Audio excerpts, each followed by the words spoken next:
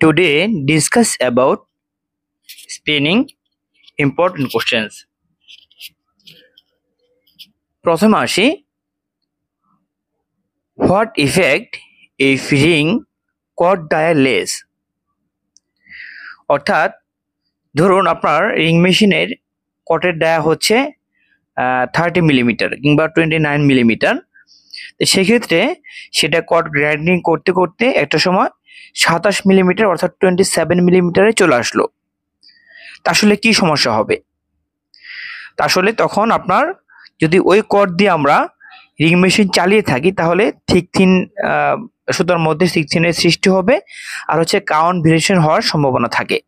ঠিক আছে, এই জন্য 27 মিলিমিটার যদি চলে আসে কট, হ্যাঁ, এই পর্যায়ে তাহলে আমাদের সে কটগুলো বাদ দিয়ে আমাদের নতুন কট সেখানে ফিট করতে হবে। ঠিক আছে, নেক্সট হচ্ছে what effect if without spacer running in ring frame?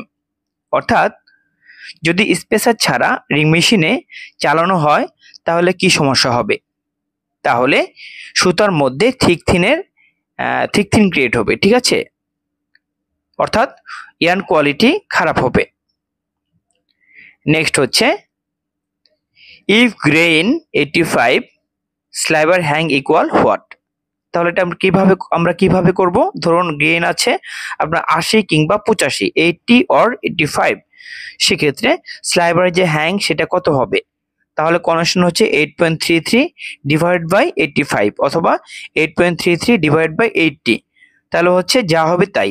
যদি 85 দিয়ে আমরা 8.33 ভাগ হচ্ছে 85 এটা ভাগ করি, ক্যালকুলেশন করি, তাহলে আমরা পাবো হচ্ছে 0.098। এটা হচ্ছে স্লাইবার হ্যাং। Okay, next full form of CBC and CL? অর্থাৎ সিবিসি এবং সিএল এর ফুল ফর্ম কি হবে? সিবিসি ফুল মিনিং হচ্ছে চিপ ভ্যালু অফ কটন, আর সিএল এর ফুল মিনিং হচ্ছে কটন লিলেন। ঠিক আছে, next how much CSP in 30 PC? অর্থাৎ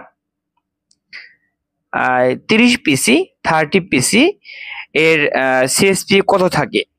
30 পিসি এর সিএসপি থাকে আপনার 3100 থেকে 3200 এর মধ্যে থাকে।